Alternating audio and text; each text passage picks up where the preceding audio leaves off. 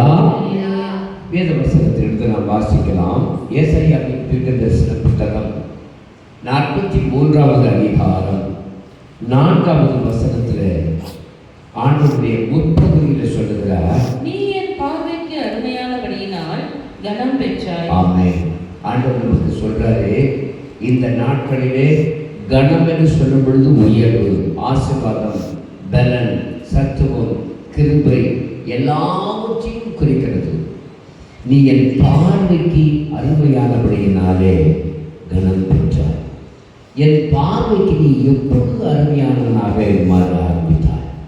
வசனம் 1 சொல்லுகிறது, பயப்படாதே, நான் உன்னை மீட்டுக் கொண்டேன், உன்னை பேர் சொல்லி அழைத்தேன், நீ என்னுடையவன்.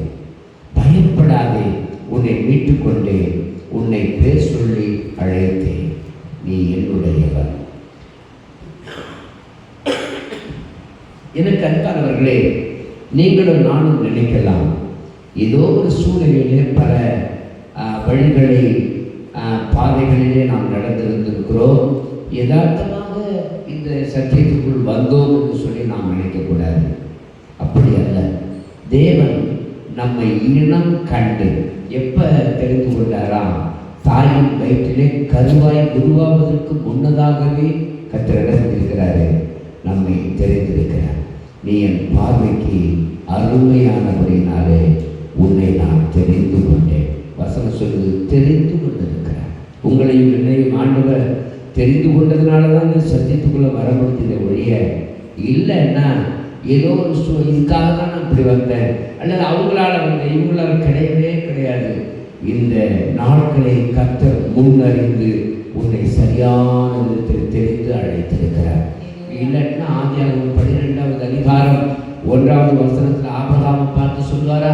ஆபிராமை பார்த்து 75 வயதில் ஆண்டவர் கூப்பிட்டார். என்ன சொன்னாரு? ஆபிராமே. ஆண்டவர் நோக்கி ஆபிராமே என்று சொல்லிட்டு, நீ உன் தேசத்தையும் உன் இனத்தையும் உன் தகப்பனுடைய வீட்டையும் விட்டு புறப்பட்டு நான் உனக்கு காண்பிக்கும் தேசத்துக்கு போ. ஆண்டவர் இந்த தேசத்துக்கு, எந்த தேசத்துக்காக கர்த்தர் உங்களை என்னை அழைத்தார்? இந்த நாம் பழைய வழிபாடுகளிலே இருந்தோம், பழைய விதமான சுபாவங்களிலே இருந்தோம், பழைய விதமான மார்க்க பேதங்களிலே நாம் இருந்தோம். ஆனால் கர்த்தர் இன்றைக்கு தெரிந்து கொண்டு நம்மை அழைத்தார். அதுதான் ரொம்ப முக்கியமான ஒரு காரியம். அல்லேலூயா. நம்முடைய வழிபாடுகளை சொல்லவே வேண்டாம். 33 கோடி தேவர்களை நாம் வழிபட்டோம், எப்படியெல்லாமோ இருந்தோம். ஆனால் ஒரே தேவனாகிய ஆண்டவரை ஆராதிப்பதற்காக இன்றைய நாட்களிலே நாம் தெரிந்து கொள்ளப்பட்டிருக்கிறோம். அல்லேலூயா. தேவன் நம்மை அவரை ஆராதிப்பதற்காக தெரிந்து அழைத்திருக்கிறார். ஆமென். 2வது காரியமாக 43 2வது வசனத்தை படிக்கும் பொழுது, தண்ணீர்களை கடக்கும் போது நான் உன்னோடு இருப்பேன். போதும். ஆண்டவர் சொல்றாரு, வாக்குத்தத்தமா சொல்றேன், நான் உன்னை தெரிஞ்சுக்கிட்டேன். ஏன் தெரிஞ்சுக்கிட்டேன்னா, நீ தண்ணீரை கடக்கும் பொழுது நான் உன்னோடு கூட இருப்பேன். அல்லேலூயா. ஆண்டவர் சொல்றாரு, சங்கீதக்காரன் 22வது அதிகாரம் 14வது வசனத்தில் தாவீது ஒரு உதாரணத்துவமான ஒரு காரியங்களை சுட்டி காட்டுகிறார். தண்ணீரை போல ஊற்றுண்டே. என்ன சொல்றாரு? தண்ணீரை போல நான் ஊற்றுண்டேன் என்று சொல்லுகிறார். ஏன் அப்படி அவர் ஒரு வார்த்தையை சொல்றாருன்னா, தண்ணீரை போல ஆண்டவர் ஊற்றுண்டேன் என்று சொல்லி தாவீது சொல்றதுக்கு அடிப்படை காரணம், இந்த தண்ணீர் பரவக்கூடியது. நம்முடைய வாழ்க்கையில் இருக்கிற போராட்டங்கள் கூட, சில போராட்டங்கள் வந்து போய்விடும் தெரியாது. சில போராட்டங்கள் நின்று நிலைத்து நம்மை அழிப்பதற்கு எதுவாக கொண்டு போய் சேர்க்கும். சில போராட்டங்கள் சொல்ல முடியாத அளவுக்கு, நம்மால் அதிலிருந்து வெளியே வர முடியாத அளவுக்கு நமக்குள்ளே பாடுகளை கொடுக்கும். அதுதான் தாவீது சொல்றாரு, தண்ணீரை போல என் மனசு ஊற்றுண்டு போயிடுச்சு. அவ்வளவு மனசை விட்டு போன ஒரு போராட்ட நிலைமையை நான் விழுந்தேன். 15வது வசனத்தினுடைய பிற்பகுதியில் சொல்றாரு, மரண துளியை போடுகிறேன். 17வது வசனத்தில் சொல்றாரு, என் எல்லாம் நான் எண்ணலாம். அல்லேலூயா. அல்லேலூயா. இது அத்தனையுமே ஆண்டவராகிய இயேசுவை குறிக்கிறது. அவர் நான் தண்ணீரை கடக்கும் பொழுது என்னோடு கூட இருப்பேன் என்று சொன்னார். ஆனால் அவரே பாடுகளுக்குள்ளே போய்விட்டார். அர்த்தம் என்ன? அவர் நம்மை பாடுகளுக்கு போகாதபடிக்கு அவர் முன்னமே கடந்து போய் அவைகள் எல்லாவற்றையும் ஜெயித்து நம்மோடு கூட அவர் வருகிற தேவனாக இருக்கிறார். ஆமென். எவ்வளவு போராட்டங்கள் வரட்டுமே, இந்த மாதம் அவைகளை ஜெயிக்கக்கூடிய ஒரு மாதமாக இருக்கும். இந்த மாதம் உன் வாழ்க்கையில் ஒரு திருப்புமுனையை கொடுக்கக்கூடிய ஒரு வாழ்க்கை நேரமாக நாளாக இருக்கும் என்பதிலே சந்தேகமே இல்லை. காரணம் என்னன்னு தான் தாவீது சொல்றாரு. 23ஆம் அதிகாரம் 2ஆவது வசனத்தில் சொல்றாரு, அவர் என்னை புல்லுள்ள இடங்களில் மேய்த்து. எந்த இடத்துல மேய்க்கிறாரா? புல்லுள்ள செழிப்புள்ள இடங்களிலே. நான் சில சமயத்தில் கேள்விப்பட்டிருக்கிறேன். என்னுடைய மூத்த தங்கையினுடைய கணவர் சொல்வார், அவர்கள் மலை பகுதியிலே ஆத்தூருக்கு பக்கத்தில் ஒரு மலை பகுதியில் அவர்களுடைய வயல்களில் ஏக்கர் கணக்கில் அவர்கள் வைத்திருக்கிறார்கள்.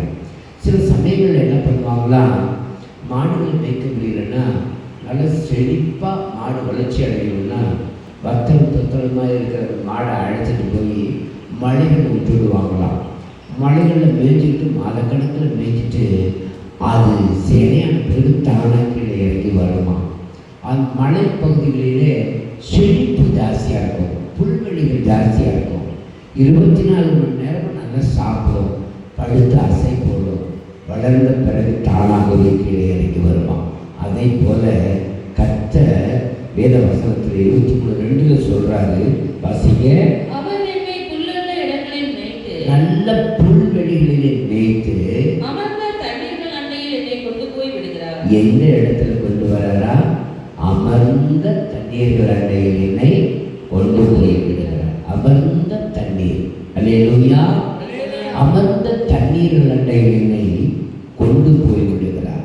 அது எதை காட்டுகிறதுனா, பிரச்சனை இல்லாத மன சமாதானம் உள்ள என்னுடைய சமாதானத்தின் வழிகளிலேயே நான் உன்னை நடத்துகிறேன்.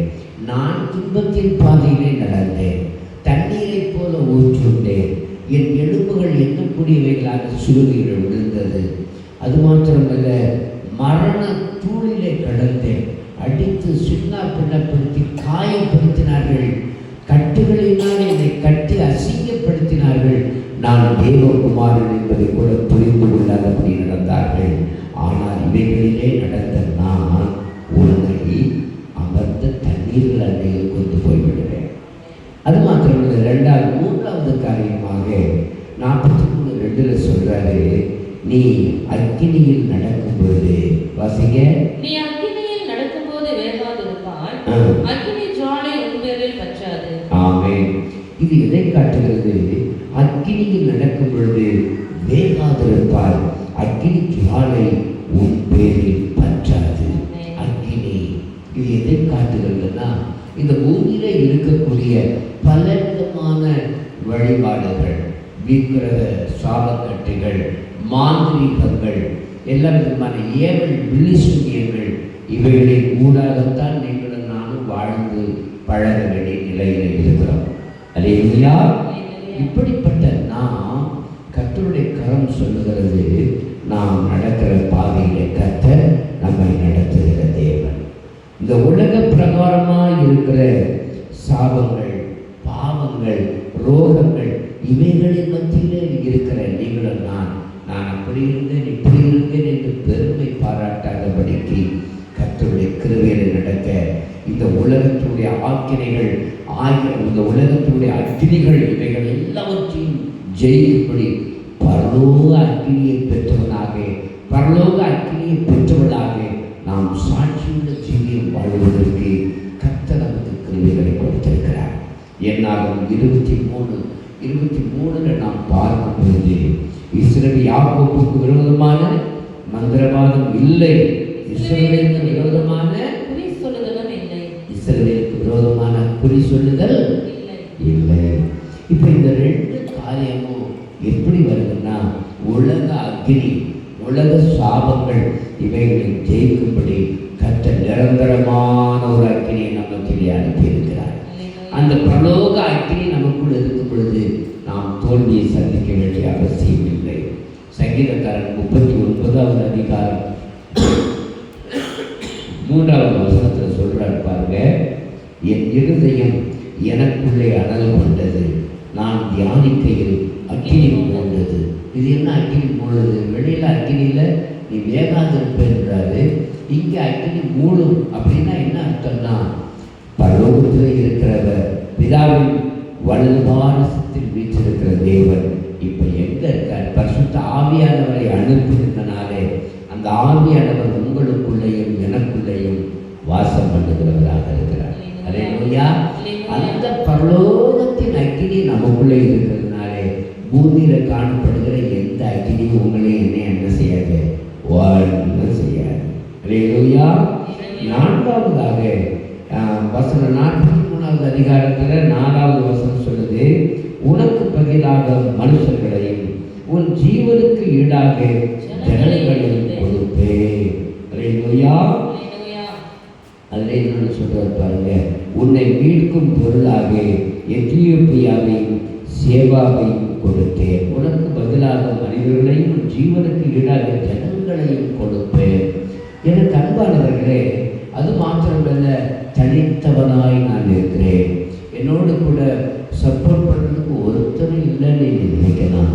கர்த்தர் உங்களுக்கு சொல்கிறாரு, உனக்கு ஈடாக இந்த உலகத்தில் இருக்கிற எல்லா மக்களையும் நான் உனக்கு கொடுப்பேன். நீ போய் சத்தியத்தை சொல்லுகிற இடங்களெல்லாம் உன் பக்கத்திலே ஆயிரக்கணக்கான மக்கள் ரட்சிப்பிலே வரும்படி நான் வழிகளை திறப்பேன். உன்னை கொண்டே ஒரு தேசத்தின் தலையெழுத்தையே மாற்றுவேன். உலக பிரகாரமான எல்லாவற்றையும் நான் உன்னை மீட்கிறதுக்காக நான் கொடுத்திருக்கிறேன். எகிப்து எவ்வளவு பெரிய வல்லமையுள்ள தேசம். அந்த வல்லமையுள்ள தேசத்தையே தவிடுபடியாக மாற்றி, மாந்திரிக கட்டுகளை தவிடுபடியாக மாற்றி, அந்த எகிப்தை சின்ன பின்னப்படுத்தி தன் ஜனங்களை இஸ்ரவேலுக்கு கொண்டு வந்த தேவன். உனக்குள் என்னென்ன வழிகளிலே வரவேண்டிய ஆசீர்வாதங்கள் இருக்கிறதை எல்லாம் மீட்டு உன் கையில் இந்த மாதத்திலே கொடுக்கிறவராக இருப்பார். ஏராளமான மக்கள் ரட்சிப்பில் வருவார்கள். நீ இந்த மாதத்திலே துணிந்து சத்தியத்தை பேச ஆரம்பிக்கும் பொழுது அந்த சத்தியத்தை நிமித்தம் ஒவ்வொருவரும் உனக்குள் வருவார்கள். நீ உன்னை தானே ஒப்புக் கொடுக்கும் பொழுது உன்னை கொண்டு ஏராளமான மக்கள் சத்தியத்துக்குள்ள என்ன செய்வாங்க? வருவாங்க. அல்லேலூயா. ஆகவே தான் சொல்றாரு, உனக்கு பதிலாக எல்லாவற்றையும் நான் கொடுப்பேன், உனக்கு இணையாக எல்லாவற்றையும் தந்து மீட்பேன். 5வது காரியமாக 5வது வசனம் சொல்லுகிறது, பயப்படாதே, நான் உன்னோடே இருக்கிறேன், நான் உன் சந்ததியை கிழக்கிலிருந்து வரப்பண்ணி உன்னை மேற்கிலும் இருந்து கூட்டி சேர்ப்பேன். நாமே பயப்படாதே, நான் உன்னோடு கூட இருக்கிறேன், உன் சந்ததியை கிழக்கிலிருந்தும் வரப்பண்ணி உன்னை மேற்கிலிருந்தும் கூட்டி சேர்ப்பேன். இது எதை காட்டுகிறதுன்னா, முதல் வசனம் சொல்லுது, நீ எவைகளெல்லாம் இழந்தாயோ திருப்பி தருவார். என்னென்ன வழிகளில் கொடுக்கணுமோ அதை கொடுப்பார். இந்த வசனம் ஆத்தும அறுவடை நாள், வருஷமாக இந்த நாட்களிலே ஏராளமான மக்கள் ரட்சிக்கப்படுவார்கள். நீ சத்தியத்தை சொல்லும் பொழுதும் ஒரு பக்கத்தில் இருக்கிறவர்களுடைய வாழ்க்கையில நீ ஜெபித்தது நிமித்தம் அவர்கள் ரட்சிப்பை நடத்தி உனக்குள் தேவனுடைய அன்பை கொண்டு வந்து நிறுத்துவார். 6வது வசனத்தை கூட படிங்க. நான் வடக்கை நோக்கி கொடி என்ற தெற்கை நோக்கி வைக்கிறாக என்றும் சொல்லி, தூரத்திலிருந்து என் குமாரரையும் பூமியின் கடையாந்திரத்திலிருந்து என் குமாரத்திகளையும் நான் என் மகிமைக்கென்று சிருஷ்டித்து உருவாக்கி படைத்து என் நாமத்தரிக்கப்பட்ட யாவரையும் கொண்டு வா என்றேன். ஆமென். எனக்கு அன்பானவர்களே, மிக அற்புதமான ஒரு வசனம் அது. அடுத்த வசனம், கண்களிலிருந்து குருடராய் இருக்கிற ஜனத்தையும் காதுகளிலிருந்தும் செவிடராய் இருக்கிறவர்களையும் புறப்பட்டு வரப்பண்ணுங்கள். நிறைய மக்கள் சத்தியம்னா என்னன்னு தெரியாமலே தவிச்சுட்டு இருக்கிறாங்க. நிறைய பேருக்கு நாம் எந்த காரியத்தில் வைராக்கியமாக இருக்கிறோம், ஏன் அறுவாலை தூக்குறோம், ஏன் பட்டயத்தை எடுக்கிறோம், தங்களுக்குள்ளே தாங்களே ஒரு வழியை பிடிக்கொண்டு தங்களுக்குள்ளே தாங்கள் சத்தியத்துக்குள் இருப்பதாக நினைத்து ஏமாந்து கொண்டு இருக்கிறவர்கள் ஏறாங்க. அவர்கள் சத்தியத்தில் நடத்தக்கூடிய ஒரு பாங்கை கர்த்தர் உனக்கு கொடுப்பார். ஆமென். கண்கள் இருந்தும் குருடாக இருக்கிற ஜனங்கள், அவர்கள் குருடர்களாக கண்கள் இருக்கிறதாக சொல்லிக் கொண்டிருக்கிறார்கள். காதுகள் இருந்தும் செவிடராக இருக்கிறவர்களையும் புறப்பட்டு உன் வழிக்குள்ளே கொண்டு வந்து சேர்ப்பேன். நான் என் மகிமைக்கென்று சிருஷ்டித்து உருவாக்கி படைத்து என் நாமம் தரிக்கப்பட்ட யாவரையும் கொண்டு வா என்பேன் என்று விதமாய் கர்த்தருடைய வார்த்தை நமக்குள்ளே சொல்லுகிறது. அல்லேலூயா. அன்பானவர்களே, தேவன் நமக்கு கொடுத்த வாக்குத்தத்தங்கள் எல்லாம் ஆம் என்றும் ஆமென் என்றும் சொல்லுகிறது. அது மாத்திரமல்ல, வசனம் 9 படித்து பார்க்கும் பொழுது, சகல ஜாதிகளும் ஏகமாய் சேர்ந்து கொண்டு சகல ஜனங்களும் கூடி வரட்டும், ஆமென். இதை அறிவித்து முந்தைய சம்பவிப்பைகளை நமக்கு தெரிவிக்கிறவன் யார்? கேட்டு மெய்யென்று சொல்லக்கூடும்படிக்கு அவர்கள் தங்கள் சாட்சிகளை கொண்டு வந்து யதார்த்தவான்களாய் விளங்கட்டும். ஆமென். அல்லேலூயா. 10ஆம் வசனத்திலே பிற்பகுதியில் சொல்றாரு, எனக்கு முன் நீங்களும் நான் தெரிந்து கொண்ட என் தாசனும் எனக்கு சாட்சிகளாக இருக்கிறீர்கள் என்று கர்த்தர் சொல்லுகிறார். எனக்கு முன் ஏற்பட்ட தேவன் இல்லை, எனக்கு பின் இருப்பதும் இல்லை. நானே கர்த்தர், என்னை எல்லாம் ரட்சகர் இல்லை என்று சொல்லிவிட்டு 12ஆவது வசனத்தில் சொல்றாரு பாருங்க, நானே அறிவித்து ரட்சித்து விளங்க பண்ணினேன். உங்களில் இப்படி செய்யத்தக்க அந்நிய தேவன் இல்லை. நானே தேவன் என்பதற்கு நீங்கள் எனக்கு சாட்சிகள் என்று. நானே தேவன் என்பதற்கு யார் சாட்சி? நீங்க தான் சாட்சி. அல்லேலூயா. இப்படிப்பட்ட வாக்குத்தத்தங்களை கர்த்தர் நமக்கு ஏன் கொடுக்கிறார்? அல்லேலூயா. அல்லேலூயா. அது என்ன காரணம்னா, வசனம் 17 கூட நீங்க படிச்சு பார்த்தீங்கன்னா, ரதங்களையும் குதிரைகளையும் ராணுவங்களையும் பராக்கிரமசாலிகளையும் புறப்பட பண்ணி அவைகள் எழுந்திராதபடிக்கு ஒருமித்து விழுந்து கிடக்கவும் ஒரு திரி அணைகிறது போல் அவைகள் அணைந்து போகவும் பண்ணுகிற கர்த்தர் சொல்லுகிறதாவது. என்ன அர்த்தம்? ஒரு ஏராளமான எதிர்ப்புகள் இருக்கிறது, போராட்டங்கள் இருக்கிறது. ஆனால் எதிர்ப்புகளையும் போராட்டங்களையும் கர்த்தர் ஒரு நொடியில் உடைத்து தூக்கிவிடுவார். உன் வாழ்க்கையில் எந்த சஞ்சலமும் வராது.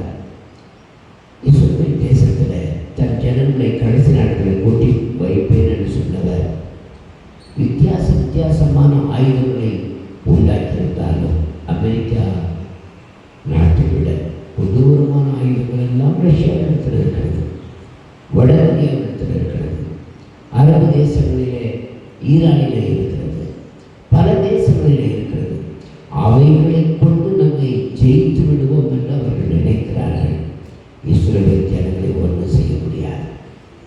அவர்கள் நூதனமான ஆயுதங்களை கொண்டு வந்தாலும் ஒரு தீ அணைகிறதை போல எல்லாவற்றையும் அணைத்து போடுவார்.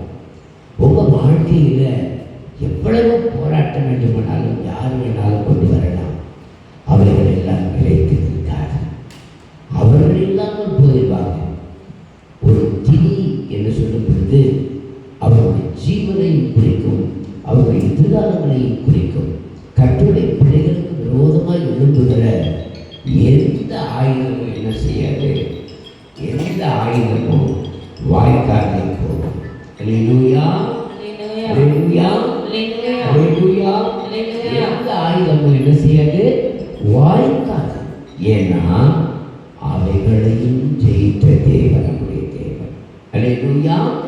அதனாலதான் கடைசியா சொல்றாரு வசனம் 18, முந்தினவைகளை நினைக்க வேண்டாம், பூர்வமானவைகளை சிந்திக்க வேண்டாம். 19வது வசனத்தில் சொல்றாரு, இதோ நான் புதிய காரியத்தை செய்கிறேன், இப்பொழுதே அது தோன்றும், நீங்கள் அதை அறியீர்களா? நான் வனாந்தரத்திலே வழிகளையும் அவாந்தரத்திலே ஆறுகளையும் உண்டாக்குவேன். 21வது வசனத்துல இறுதியா சொல்றாரு, இந்த ஜனத்தை எனக்கென்று ஏற்படுத்தினேன், இவர்கள் என் துதியை என்ன செய்வாங்கன்னா சொல்லி வருவார்கள். அப்ப நீங்க யாருன்னா அவருக்கு ஏற்படுத்தப்பட்டவர்கள்.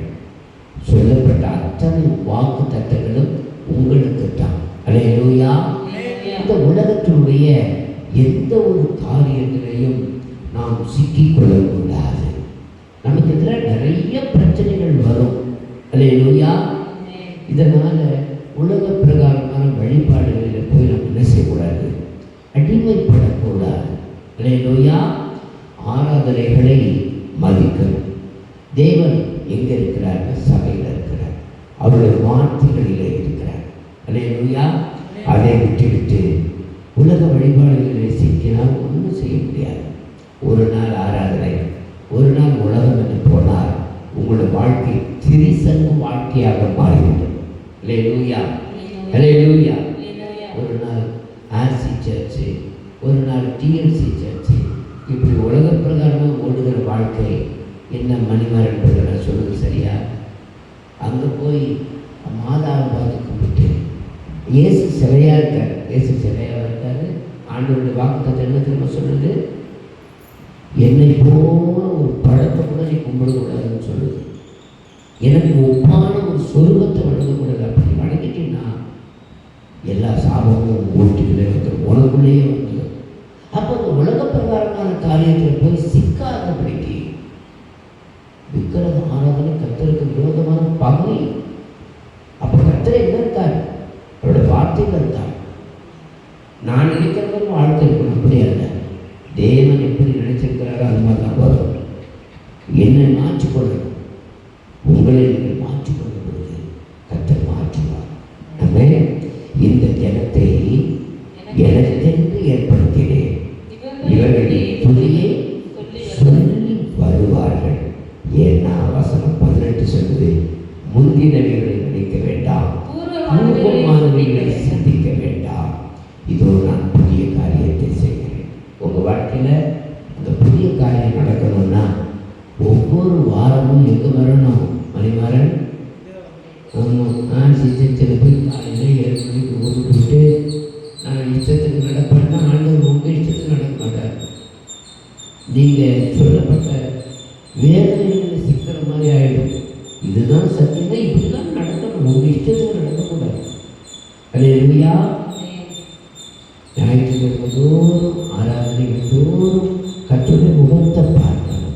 அப்போதான் கர்த்தர் நம்மை ஆசீர்வதிப்பார். அப்போதான் நம்முடைய பாதைகளை கர்த்தர் திருப்புவார். நம்முடைய வாழ்க்கையில் சொல்லப்பட்ட அத்தனை வாக்கு திட்டங்களும் நமக்குள் வரும். ஒழுங்காக பண்ணிடுவோம். ஆண்டவர்கிட்ட சொல்லுங்க, அறிஞ்சு செய்ய அறிந்தோ அறியாமலோ தவறிட்டேன், என் வாழ்க்கை நாசமாக கூட உமக்கு இணையான ஒரு சொல்வத்தை, உமக்கு இணையான ஒரு வழிபாடை நான் செய்ய கூடவே கூடாதுப்பா. தவறாக செஞ்சிட்டேன், என் குடும்பத்தில் அது சாபமாக வரக்கூடாது. என்னை மாற்றணும், என்னை ஆசீர்வதிக்கணும், என்னை திருப்பணும், உன்னுடைய சத்தியத்துக்குள்ளே என்னை நடத்தணும்னு நம்ம அர்ப்பணிப்போம்.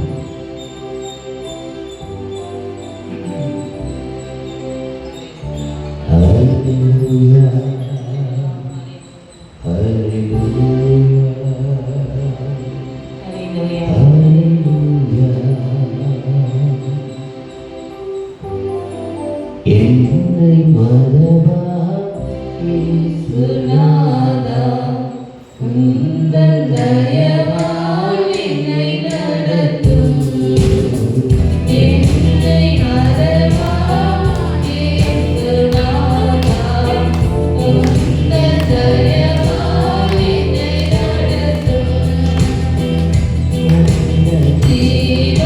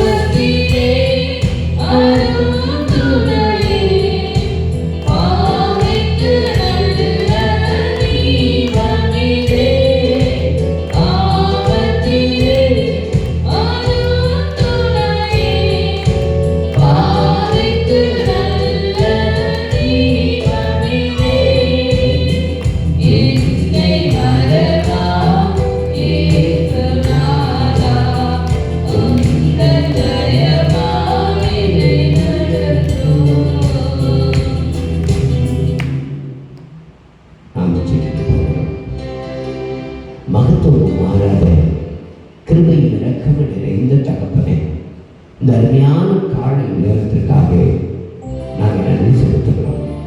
இந்த வாக்குத்தத்தமான நாளுக்காக உம்மை போற்றுகிறோம். நீங்கள் எங்களுக்கு கொடுத்த வாக்குத்தத்தங்களை நினைவு கூறுகிறோம். வசனத்தில் சொல்லப்பட்டபடி கர்த்தர் எங்களுக்கு கொடுத்தவைகள் அனைத்தும் ஆம் என்றும் ஆமென் என்றும் இருக்கிறது. அதற்காகவே நாங்கள் நன்றி செலுத்துகிறோம். அல்லேலூயா. நீங்கள் பார்வைக்கு அருமையானபடியினால் கனம் பெற்றார். உமக்கு பிரியமானவராக நான் நடப்பதனாலே கனத்துக்குரியவர்களாக எங்களை தெரிந்து கொண்டேன், நடத்துகிறேன், ஆசீர்வதிக்கிறேன். இன்னும் அதிக சாட்சியோடு நாங்கள் நடக்க கர்த்தர் இரக்கம் பாராட்டி காத்துக்கொண்டு பலப்படுத்தி நடத்தும். இரட்சகர் இயேசுவின் நாமத்தில் பிதாவே, ஆமென். என் ஆத்துமாவே கர்த்தரை ஸ்தோத்திரி, என் முழு உள்ளமே அவருடைய பரிசுத்த நாமத்தை ஸ்தோத்திரி. என் ஆத்துமாவே கர்த்தரை ஸ்தோத்திரி, அவர் செய்த சகல உபகாரங்களையும் மறவாதே. ஆமென். நம்முடைய கர்த்தராகிய இயேசு கிறிஸ்துவின் கிருபையும் பிதாவாகிய தேவனுடைய அன்பின் ஐக்கியமும் பரிசுத்த ஆவியானவருடைய வழிநடத்தலும் தேற்றலும் பாதுகாப்பும் பராமரிப்பும் நம் அனைவரோடும் கூட இன்றும் என்றும் இருப்பதாக. Hallelujah, hallelujah, hallelujah, hallelujah. Amen, amen. Praise the Lord.